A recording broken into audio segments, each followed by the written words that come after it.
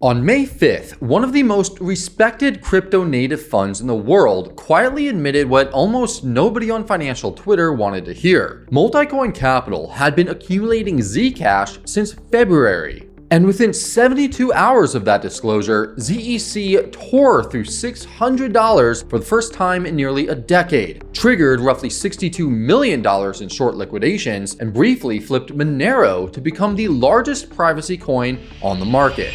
The chart now reads plus 56% in 30 days, plus 144% in 90 days, and plus 1,255% over the past year against Bitcoin that is down 22% on the same window. But the truly extraordinary part is not the price. It is what Tushar Jain actually said at Consensus Miami when he was asked why a fund of Multicoin stature was rotating into a coin the entire industry had written off as legally radioactive. His answer reframes Bitcoin itself. So today, we'll walk through who is actually buying ZEC and why their thesis matters, dismantle the contrarian argument that Bitcoin's transparent ledger is its single biggest long-term liability, and lay out the specific risks and catalysts that decide whether this rally is the start of something structural or just the loudest short squeeze of the cycle. My name is Lewis, and you're watching the Coin Bureau. Now, before we get into the thesis, you need a quick map of how we got here, because this rally is not happening in a vacuum. The setup began in November of 2025, when Grayscale filed an S3 to convert its existing Zcash trust into a spot ZEC ETF on NYSE Arca. In January 2026, the SEC quietly closed its lengthy review of the Zcash Foundation with no enforcement action, removing the single biggest regulatory overhang the asset had carried for years. In April, Grayscale filed an amended S3. Robinhood listed ZEC to over 27 million funded accounts, and Thorchain enabled native cross-chain swaps. And then on May 5th, Multicoin disclosed. Which brings us directly to the question that actually matters. Why is the smart money rotating now? Tushar Jain framed it in a single sentence that I want you to sit with for just a moment. He said, quote, "Bitcoin is censorship resistant. No one can freeze your BTC. But that doesn't stop the state from seizing known holdings through wealth taxes."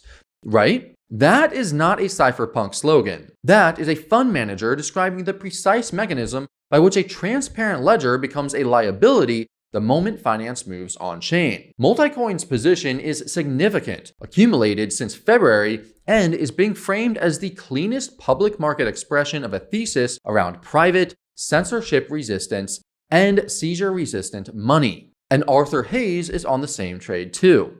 Maelstrom now holds ZEC as its second largest liquid position behind Bitcoin, with Hayes publicly modeling a long-term capture of 10 to 20% of Bitcoin's market cap, which would imply a price somewhere between $8,000 and $10,000 per coin. And the on-chain data is corroborating the institutional thesis in real time. The shielded supply, which is the percentage of all ZEC held in private addresses, just hit an all-time high of over 30% of circulating supply. For context, that number was 8% in early 2024 and 11% in early 2025. And critically, in Q1 of this year, net inflows into Zcash's shielded pools outpaced new mining issuance by approximately 76%. Put simply, holders are not just buying ZEC. They are migrating it into privacy faster than miners can produce new coins. That is not retail FOMO. That is structural conviction. Right, folks, a quick interlude because I think you're going to want to know this as well. Now, a lot of people still think Coinbase is just a beginner platform, but with Coinbase Advanced, that's actually changed quite a bit. You're getting lower fees, proper charting tools, real-time order books, and full control with limit and stop orders. So it all feels much closer to a professional trading setup, but without the usual complexity. So whether you're stepping up from basic apps or just want a cleaner, more reliable platform, it is definitely one to have on your radar. And if you want to try it out, there's currently a limited offer for Coin Bureau viewers. You can get $40 in Bitcoin when you trade $40. Now, this is available in the US, Canada, Europe, Singapore, and Australia, but it's capped to the first 350 people, so it may not last long. You can scan the QR code on screen now or check the link in the description and pinned comment for full details. And with that, let's get back to it. And this brings us directly to the deeper question. Why is privacy back on the menu after 2 years of being declared dead? You might assume that the privacy coin sector was killed by regulation in 2024. That 73 exchanges delisted privacy assets in 2025, that MiCA in Europe and FATF travel rule guidance globally had effectively ended the conversation, and that any rally now is just speculative noise. However, that assumption ignores the 4 catalysts that have quietly inverted the narrative across the past 18 months. First, the Genius Act, signed in July of 2025, mandates that stablecoin issuers possess the technical capability to seize, freeze, or burn user assets upon lawful order. Second, Tether alone froze approximately $1.26 billion across 4,163 addresses in 2025, followed by $182 million in January and $344 million in April of this year, all in coordinated DOJ and FBI actions. Third is that the European Central Bank has accelerated the digital euro to a potential 2029 rollout, while China's ECNY has already deployed 2.25 billion wallets. And 58% of European citizens told a March 2025 survey they are unlikely to ever use a CBDC for everyday payments. And fourth, US exchanges are now required to report transactions to the IRS via Form 1099-DA starting this year. Meaning every transparent crypto holding you own is now structurally visible to the tax authorities. The cumulative effect is a cultural shift the industry took too long to price in. Stablecoins are no longer perceived as digital cash. They are database entries with a kill switch. And once the audience absorbs that, the demand for assets that are mathematically shielded from oversight stops being a fringe concern and starts becoming a portfolio allocation question. Which brings us to the contrarian core of this entire video.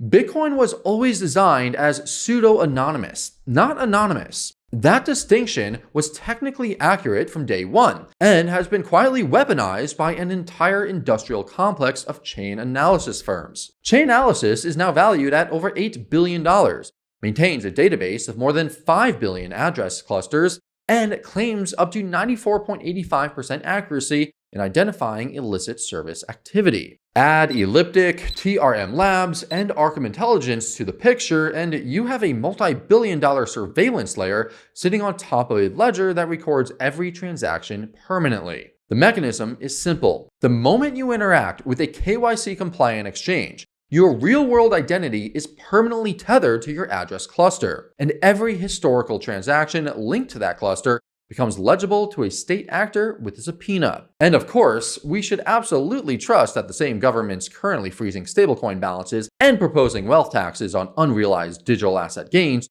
will exercise restraint when those same tools are pointed at Bitcoin holders, right? Edward Snowden has spent the better part of 2 years warning that privacy must be a default, not an add-on that regulators can criminalize through CoinJoin enforcement actions and developer prosecutions. Jameson Lopp documented a 169% jump in physical wrench attacks against crypto holders in 2025, with over 225 documented cases, a direct downstream consequence of KYC data leaks combined with public address records. Now, look, none of this means that Bitcoin is broken. It means transparent ledgers create an attack surface that compounds over time. And Multicoin's argument is that the market has finally started pricing that asymmetry into Zcash. And then there's the quantum wildcard. In December 2024, Google unveiled the Willow chip with 105 physical qubits and demonstrated below threshold error correction, which solved a 30-year scaling problem in quantum computing. In April of this year, Google research suggested that breaking 256-bit elliptic curve cryptography may require fewer than 500,000 physical qubits, a 20-fold reduction from previous estimates. A 110-page Project 11 analysis released in May now projects Q-Day arriving somewhere between 2030 and 2033. Approximately 25% of all Bitcoin sits in legacy P2PK addresses, or reused address types where the public key is permanently exposed on the blockchain. That is roughly 6.65 to 6.9 million BTC, including a significant portion of the coins attributed to Satoshi himself. Once the quantum computer crosses the cryptographic threshold, those addresses become extractable. And the governance challenge of upgrading Bitcoin to post-quantum signatures through a contested hard fork is, frankly, an unsolved political problem. Now, compare that to Zcash's roadmap as laid out by Josh Swihart at Consensus Miami. Quantum recoverable wallets ship in June. The Tachyon upgrade introducing protocol-level post-quantum privacy ships late 2026. Full post-quantum readiness is targeted for 2027. Zcash's Halo 2 proving system was deliberately designed for cryptographic agility, meaning lattice-based primitives can be swapped in without rebuilding the entire protocol from scratch. That is the asymmetry bet institutions are starting to price in. If Q-Day arrives on the aggressive end of the range, Bitcoin faces catastrophic exposure with no agreed migration path. If Q-Day stays distant, Zcash holders own a free option on top of the existing privacy premium. Now look, this is not a shill piece, and the bear case here is real. The single biggest risk is the EU. Under the anti-money laundering regulation operating alongside MiCA, every licensed European crypto asset service provider must delist anonymity-enhancing coins by July 1st of 2027. Coinbase, Bitpanda, Bitvavo, OKX, all of them have a hard deadline. The second risk is organizational. In January, the entire engineering staff of the Electric Coin Company, the original developer of Zcash since 2016, resigned en masse, citing constructive discharge by the Bootstrap board. They formed a new entity called the Zcash Open Development Lab, raised approximately $25 million in seed funding, and shipped an emergency Zebra patch in April that closed 5 critical vulnerabilities, 3 of which could have triggered a chain split. The protocol survived without the founding team, but execution risk on the post-quantum roadmap just got materially harder. The third risk is technical. ZEC's RSI is 79.7. The price is trading 73% its 50-day moving average, and roughly $62 million of the May surge was mechanically driven by trapped shorts being liquidated, not organic spot buying. Pull those liquidations out and the rally looks thinner. Now, here's the part most coverage misses entirely. This is not really a Zcash story. It is a stress test of a thesis that the entire crypto industry has spent 5 years actively suppressing. And that thesis is simple. Censorship resistance at the protocol level is necessary, but it's not sufficient. A ledger that cannot freeze you can still betray you. A wallet that cannot be seized can still be taxed, surveilled, and front-run by a state apparatus that already owns the surveillance infrastructure and is now writing legislation to mandate its use. The structural insight is that as more of finance migrates on-chain, the value of being private on-chain compounds, while the cost of being transparent on-chain becomes increasingly load-bearing on every wealth decision that you make. Multicoin is not betting that ZEC flips Bitcoin. They are betting that a meaningful percentage of capital eventually demands an asset that cannot be wealth taxed, cannot be retroactively de-anonymized by improving chain analysis heuristics, and cannot be cracked open by a cryptographically relevant quantum computer in 2032. That is the asymmetric trade, and the smart money has now publicly committed. For you, the practical implications are specific. Watch the grayscale ZCSH ETF decision. Watch whether shielded supply continues climbing past 30%. Watch the quantum recoverable wallet launch in June.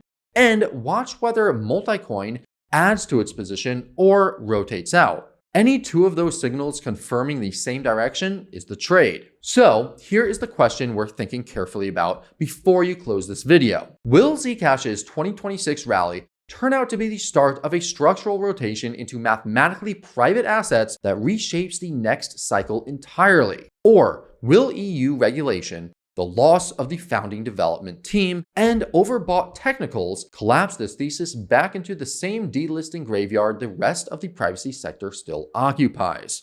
Please get genuinely opinionated in the comments down below, because This is the debate that decides what the next decade of crypto actually rewards. And if you want to understand exactly how the Grayscale spot ETF approval pipeline has historically moved underlying asset prices in the 90 days before and after a decision, well, you could check out our video on that right over here. Thank you all so much for watching, and I'll see you again very soon. This is Lewis, signing off.